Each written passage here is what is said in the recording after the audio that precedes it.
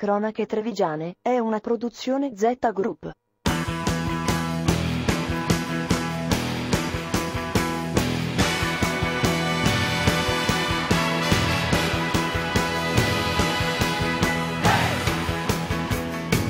Un programma in collaborazione con Uindustria Treviso, Provincia di Treviso, Casatella Trevigiana DOP, Gruppo Apo VF, Gruppo Grigolin. Puntata in trasferta per Cronache Trevigiane, siamo a Berlino alla Fruit Logistica per raccontarvi ovviamente la fiera internazionale dell'ortofrutta più importante al mondo, ma soprattutto per seguire le imprese, le associazioni, le realtà trevigiane che sono qui proprio per commercializzare i propri prodotti e il proprio territorio. Alcuni dati: 2450 circa gli espositori a questa fiera in rappresentanza di 84 paesi di tutto il mondo, visitatori da 130 paesi, a testimonianza che questa fiera è cresciuta nel 2011 rispetto al 2010, quindi combattere la crisi andando un po' ad esplorare, a cercare nuovi mercati, e dove questo? Alla Fruit Logistica a Berlino. Noi ci fermiamo qui, ci guardiamo insieme questo servizio di Cronache Trevigiane, intanto noi andiamo a scovare qualche particolarità per raccontarvela tra poco. Una stampante in grado di trasformare micropolveri in oggetti tridimensionali ad altissima definizione. Questa è la straordinaria invenzione destinata a rivoluzionare la produzione del manifatturiero, che ha visto la luce a Treviso, all'interno del polo delle nanotecnologie di Vascondi Carbonera. ManoDirect. Questo è il nome della macchina, è il risultato di un progetto decennale finanziato dall'Unione Europea per 8 milioni di euro, con la collaborazione dei maggiori centri di ricerca e aziende di prestigio internazionale. Un'ulteriore conferma che la ricerca è un settore di sicuro investimento, come garantisce il professor Paolo Matteazzi, presidente dell'azienda, che ha portato a termine il progetto ManoDirect. I soldi pubblici sono stati sicuramente spesi molto bene, perché alla fine di questo progetto abbiamo una tecnologia pronta, quindi una macchina che può essere venduta sul mercato della ricerca sicuramente, ma anche quello direttamente produttivo, e anche molti componenti della macchina stessa che possono essere venduti separatamente come delle tecnologie di per sé innovative. Investire per innovare, uno slogan in cui crede fortemente l'assessore provinciale Michele Noal, che ha voluto sostenere l'iniziativa ManoDirect. Qui siamo in un'azienda che ha e rappresenta appunto questo. La nanotecnologia è una branchia del futuro, insieme al design, insieme alla creatività. Credo sia una delle filiere in cui la marca trevigiana debba credere e investire. La ricerca è solo il primo passo. Ora tocca ad imprese ed istituzioni raccogliere la sfida dell'innovazione. Questo è il messaggio del professor Matteazzi. Un appello al sistema industriale, al sistema della ricerca, al sistema pubblico per fare squadra, lavorare tutti assieme con obiettivi industriali estremamente precisi. Da parte dell'assessore Noal, l'auspicio che ManoDirect sia solo il primo successo del polo trevigiano delle nanotecnologie e che questo possa rappresentare il futuro produttivo e occupazionale della marca.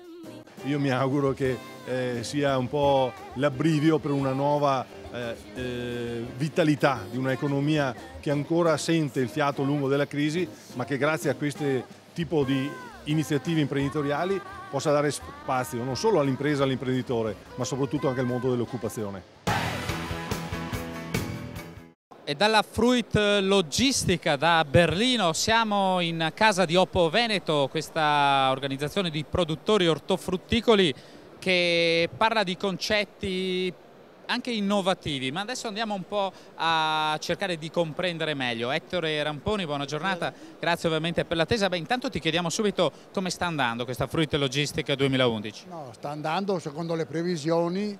Ieri una giornata così e così, oggi una giornata affollatissima con grande frequenza di visitatori, e penso che anche domani sarà la stessa giornata. Addetti ai lavori, quindi anche tanti contratti che vengono firmati. Professionali, per cui incontri ad alto livello con italiani e anche con stranieri.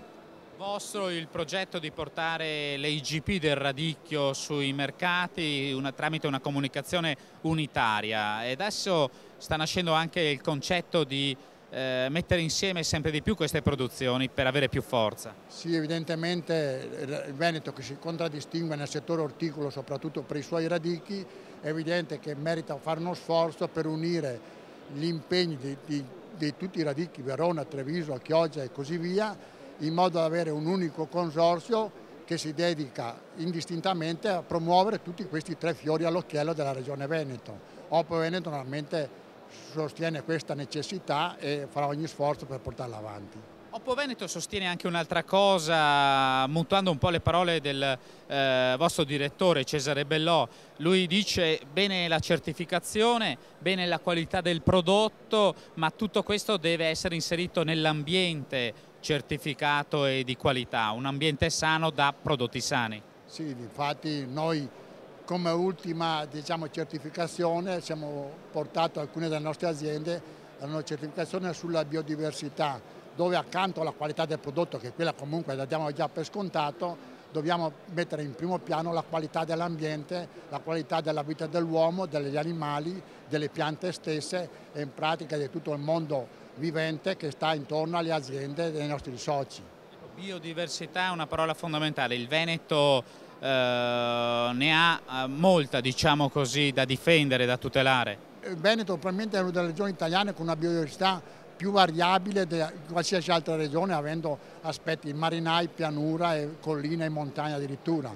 Però è una biodiversità che dobbiamo fare sforzo per mantenere, perché nella biodiversità ci sono numeri incredibili. Pensiamo che in 1 centimetro cubo di terra ci sono milioni di esseri viventi, animali e vegetali, e questi dobbiamo mantenerli per proseguire, mantenere questo equilibrio strategico per l'avvenire delle prossime generazioni. Ci fermiamo qui, un servizio di cronache trevigiane e poi ancora tanta fruit logistica.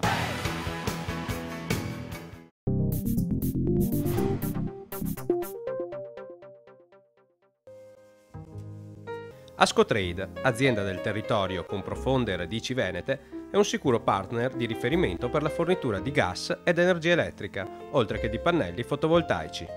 Presso i numerosi sportelli territoriali è possibile trovare operatori affidabili che garantiscono la massima trasparenza per fornire un servizio adeguato alle esigenze di famiglie e imprese. Con Ascotrade è possibile risparmiare sulla bolletta del gas e dell'energia elettrica e far parte di un'azienda che ha svolto un importante ruolo nella crescita e nello sviluppo del territorio, dove ha trasmesso i propri valori e le proprie risorse. Rivolgersi ad Ascotrade significa trovare un servizio efficiente e tariffe competitive, oltre che una risposta ad ogni esigenza energetica. Ascotrade è un'azienda vicina al territorio e alle sue associazioni, attenta al volontariato ed al sociale, sostiene iniziative di grande valenza per la collettività e per le persone meno fortunate.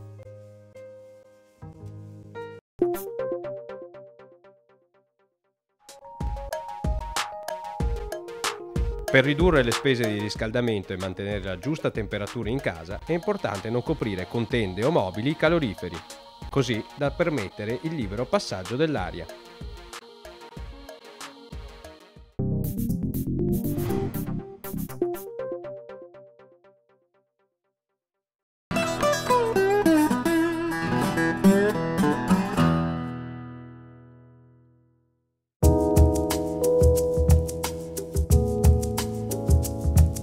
Il vino che presentiamo oggi è la marca Manzoni Bianco.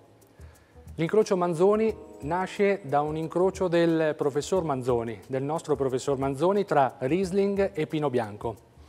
È un vino che certamente si presenta dai riflessi giallo paglierino, luminoso, certamente elegante già all'impatto visivo.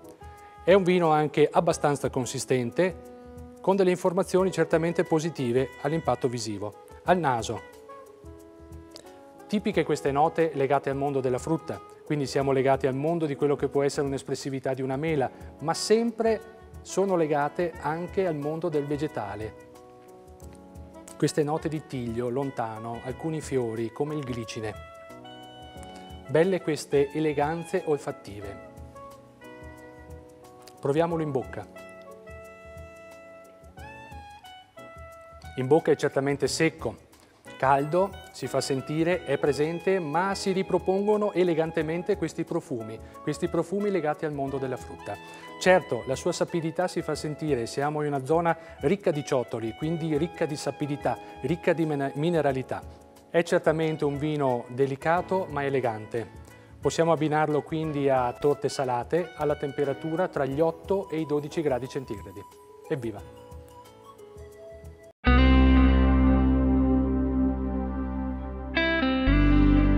dalle ridenti colline di Valdobbiadene, da Santo Stefano di Valdobbiadene, il Fagher, Valdobbiadene Superiore Brut dell'azienda agricola Le Colture. Meraviglioso questo tono che ci può dare questo vino dal punto di vista del colore, un giallo paglierino abbastanza intenso, con l'idea del brillante, con l'idea anche di queste bollicine che salgono fini, numerose e con una persistenza qualificante. Un naso importante per il fatto stesso che ci dà questa sensazione di vegetalità, ma nello stesso tempo ci porta a questa frutta che è caratteristica, chiamiamole pure mele, pere o pesche, ma dello stesso tipo, ci può portare anche al vegetale e voglio dire più che altro ci fa notare quella sosta sui lieviti, quindi quella sua lunga sosta che può avere avuto.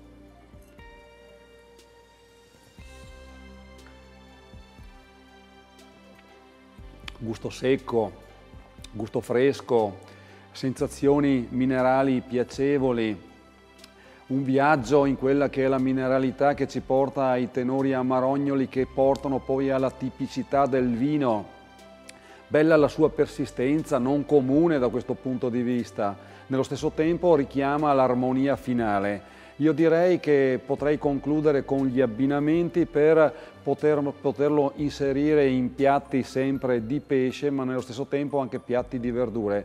Abbinamento e temperatura di servizio dai 7 ai 9 gradi.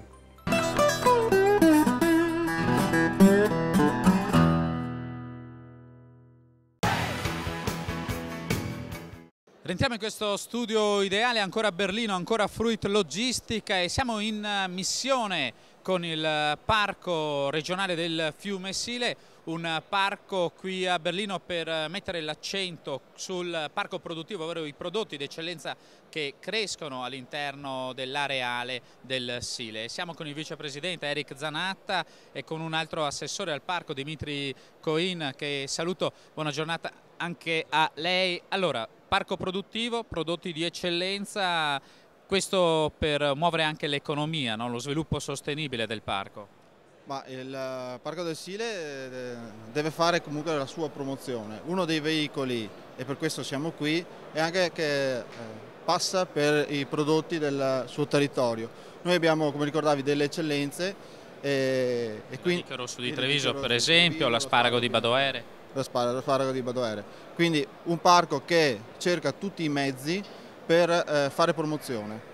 Parco produttivo quindi, e chiediamo a chi ha la delega invece anche all'ambiente come i prodotti poi e quindi l'enogastronomia in generale siano determinanti oggi per la promozione di un territorio.